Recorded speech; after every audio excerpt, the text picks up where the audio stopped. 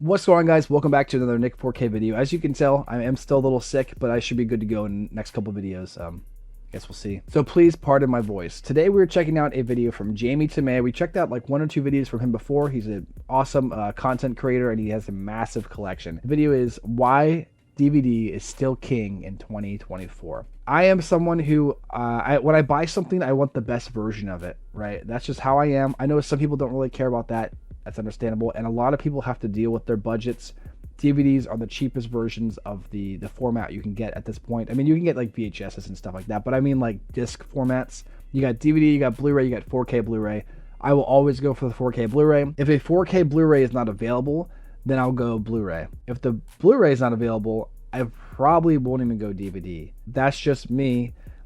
I know a lot of people who love their DVDs and they'll continue collecting them, and that's great. I'm glad that you are happy with the quality, and you can buy so many more DVDs than Blu-rays for like the same amount of money, so that's understandable. So without further ado, let's check out this video and see what Jamie has to say about why the DVD is still king in 2024. If you enjoy this video, make sure to like, subscribe, notifications for more.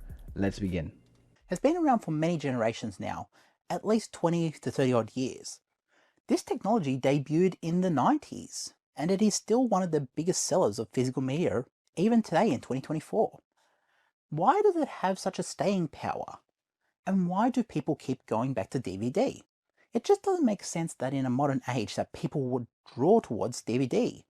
And while streaming is the biggest winner at the moment, it is the biggest moneymaker, it is not going to be a factor of DVD outperforming streaming.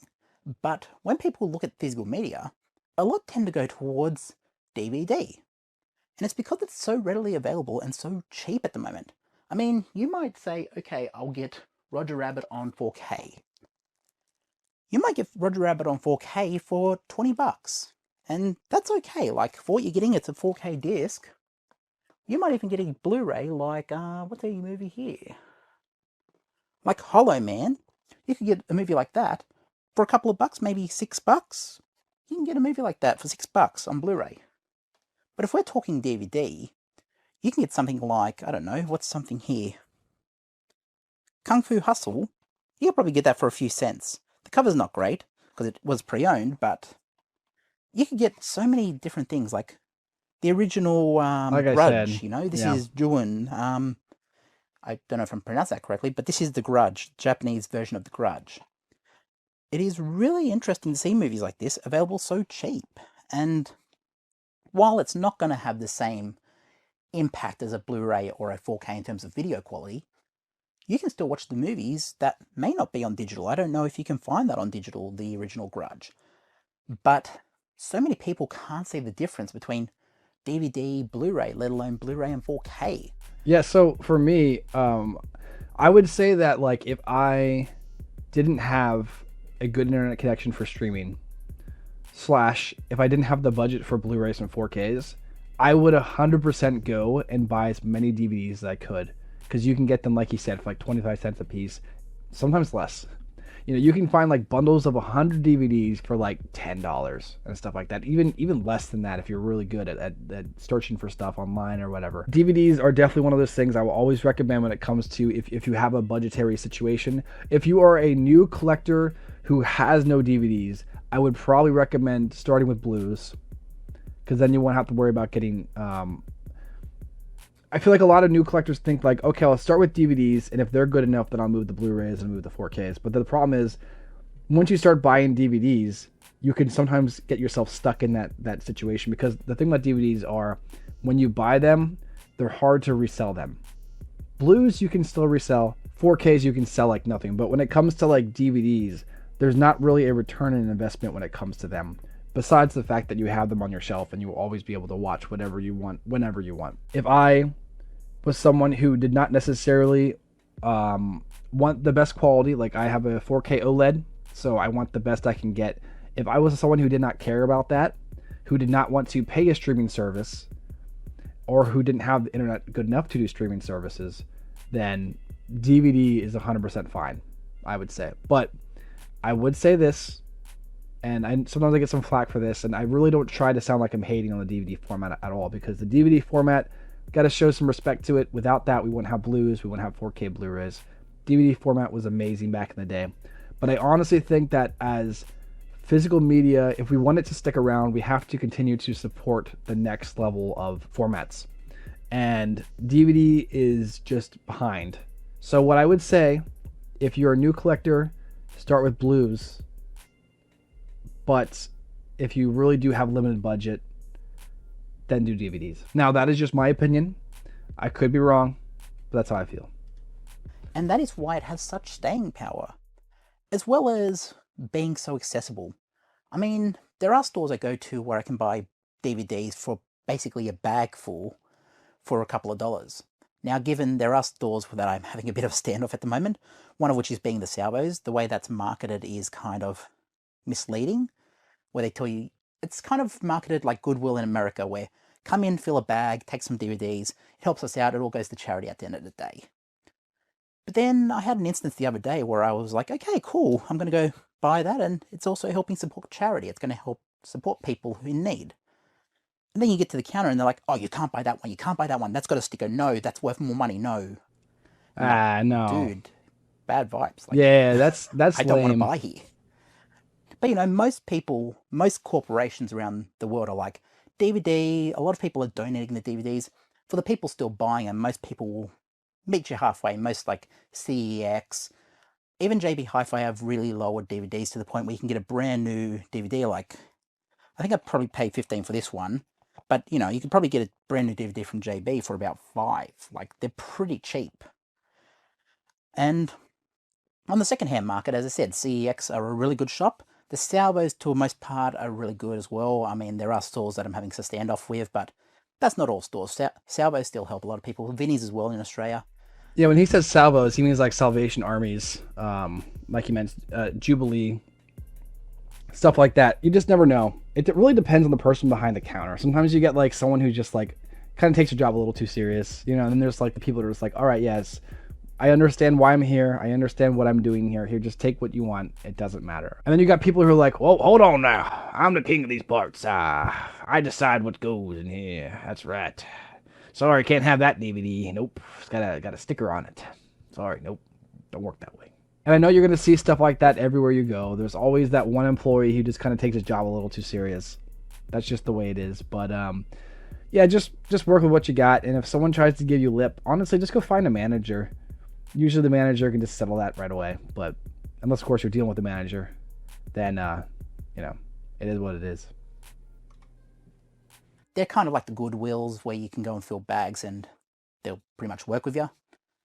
But that's what I mean. So many people can get into the DVD format for such a cheap price compared to Blu-ray or 4K. Like, oh, and you have access to movies that just aren't on Blu-ray in Australia. Like Dangerous Minds is not on Blu-ray in Australia. That may be a different case over in America or, you know, different parts of the world. But as far as I know, this was not released on Blu-ray in Australia. I can't find a Blu-ray of that. And Blu-rays, even if it was on Blu-ray, I can't find it. So, access to movies you love, DVD was the big format for so many decades. The video shops carried a lot of this. And while Blu-ray caught on, but it never took off like DVD. DVD was in the PlayStation 2, and every PlayStation 2 in every house had a DVD player. That's 150 million DVD players in houses. It's not the same as Blu-ray where, yes, it was in the PS3, but it wasn't the same as like everyone had it. It was like the big format. Yes, it was the next thing, but it could play DVDs, you know? It wasn't like, hey, put a VHS in your PlayStation and play it that way. Yeah. It was a big technology at the time. It was a big revolution in home video. Yeah, that was like, this is a little side tangent, but that was a big reason for why PS2 really just blew up. Not only was it an amazing gaming console, but it was the same price as the DVD player, right? So people were like, okay, I could buy this DVD player, or I could buy this PlayStation 2 that lets me game and play my DVDs.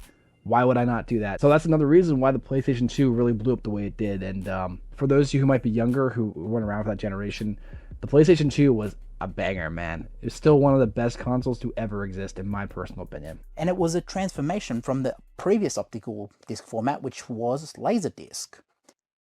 So when I look at my humble DVD collection, because people have wanted me to show it for a while, Yes, there's stuff in here that I wouldn't necessarily think is great. But then I've got stuff like the Godzilla movies. I've got all the Godzillas, or most of them, I don't think it's all of them, on DVD. I can't find all of these on Blu-ray, and Yeah, I'm that's sure fair. Criterion's done something. I've got the Criterion book of the first Showa classics. But there's certain things in here that I just can't get on Blu-ray. And that is why I keep some around. Like, as I said in a previous video, the 4x3 full screen releases of things like The Mask just aren't on Blu-ray. And yes, while The thing is, there have been a lot of Blu-rays that have come out to replace DVD formats, but there is the occasional like big hitter where it's like, why does this not have a Blu-ray or 4K release yet? And one of the ones for me is Grandma's Boy. Why does Grandma's Boy not have a Blu-ray yet? What are you doing? Make a Blu for that. And then there's the other two. And there's a movie called Kung Pao, and it's this guy who superimposed himself into a like old Bruce Lee film, and it's so good. It's so, I mean, so stupid. It's stupid good, you know. If you ever heard about it, there's no Blu-ray of that. I couldn't believe it. And then also, this is one of those things where it's like, I know a lot of people look down upon this movie, but I just love it. The Dumb and Dumber prequel. There was one called Dumb and Dumberer. It kind of gets skipped over when you think of the Dumb and Dumber movies, but the prequel I always really liked, and that only has a DVD. That doesn't have a Blu-ray either. So let's get some Blues made of those. Stat. the 16:9 aspect ratio might be better for that movie as it was seen in cinemas, seeing that bit of extra detail at the top and bottom is a little extra bonus. There's also little DVD features that you just can't get on, that wasn't ported over to Blu-ray. Like, I remember there was special features on Harry Potter that I think were in the VHS copy that just wasn't ported over, and that's just kept on. There's also, like, Laserdisc fans will tell you, hey, DTS Jurassic Park was not ported over. There are so many reasons why DVD is still such a humble format in 2024. A, it's cheap. B, it's got just about every title you can think of known to man available. And you can pretty much get all your favorites for maybe $100, like being outside of like the big, like hard to find, track down collectors ones.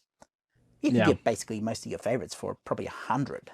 And that's if you've got a few dozen that you want to pick up, like the Titanics, the Jurassic Parks.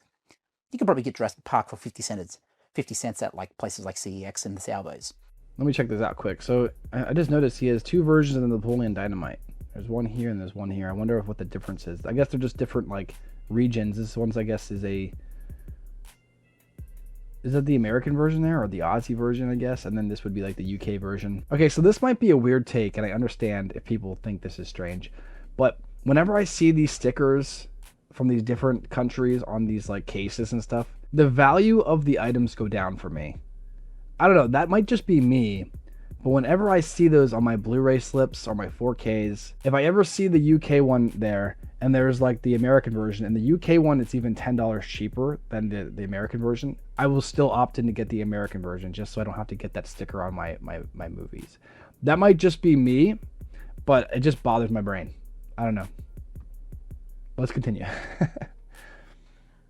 But when I look at this, I'm like, yes, there's a reason why this is still around.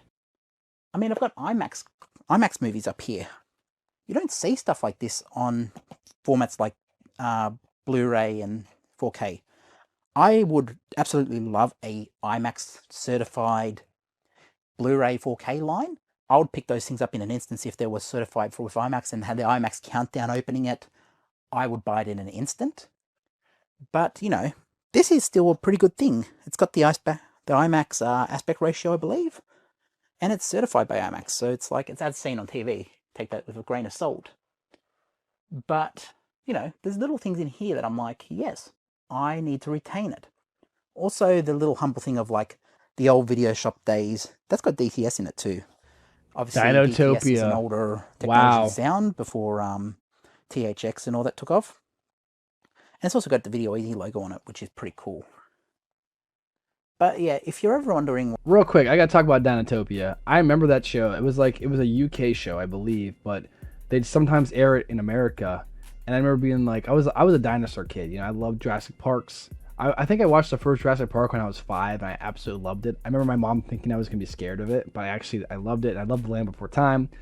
And then Dinotopia was one of those ones that I didn't own, but occasionally it would be on TV, and I'd always make sure to like watch it, even if I had no idea what was going on or the story or anything like that. I just remember thinking it was so cool. Why DVD is still around? It's because it's so accessible. It's so readily available.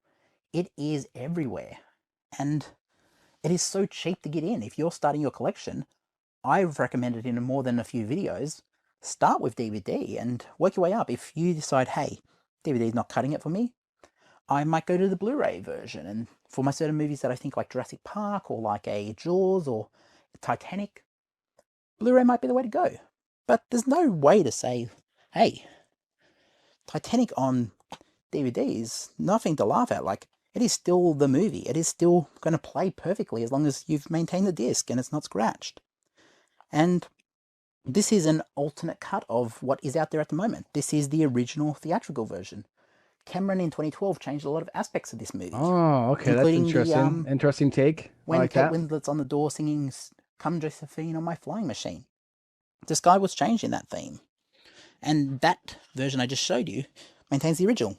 I've also got little cool things like, I don't know what this is. It's like a compilation of like horror movies. And I was like, yeah, I'm going to add that to my collection. That's pretty cool. And even little things like Calamari Wrestlers is a pretty good DVD. That's a really good movie. Weird Japanese movie about like a wrestler who's died and comes back as I think an octopus or a squid or something. Interesting movie. And also, as I just showed, Pirates of Silicon Valley, the best depiction of Steve Jobs on film. And yes, it's played by Noah Wyle, Steve Jobs, but Steve Wozniak has even said, hey, this is the best depiction of Steve Jobs on film. And also, Steve Jobs even had the little inside joke of having Noah Wyle come out on stage at, I think, Macworld 98 to parody him in front of Steve Jobs. So yeah, all these little things make up a great format, and this is why I keep it around. Yes, it's not Blu-ray. Yes, it's a lower quality than Blu-ray. Yes, it's going to be a bit more tedious of like, hey, you're not getting the best quality. But most people will agree. Streaming, for the most part, is the winner. And I'll also mention this, he already kind of said it earlier, but like DVD discs also scratch a lot easier than Blu-rays. Like if sometimes when you get like a Blu-ray, there's a Blu-ray and a DVD inside there. I think I one time dropped my Blu-ray and my DVD on the same spot, same area, both like kind of in a sketchy spot to drop them. And the Blu-ray was fine, and the DVD was like scuffed up. It looks like I ran it across sandpaper. I was like, what the heck? They both fell the same way. So that is something to consider. Just pay attention to your DVDs because they really can be damaged a lot easier than the Blues for sure. Might just want to watch Big Mama's House and have it around in case the internet goes down. That's why you'll keep it around. But yeah, that's a great cover. Do you love DVD still? Tell me what you think in the comments, guys. Get back to you in the next one. Peace. Yeah, thank you, Jamie, man. That's a great video. He's so like humble. I love that guy. What I would say about this is, since I said in the beginning, I'll say it again. DVD is a respectable format to collect if the budget makes sense for you. If you only got a little bit to use every month, 100% DVD. Do it. But if you do have a little more money than just a DVD budget, go for Blues.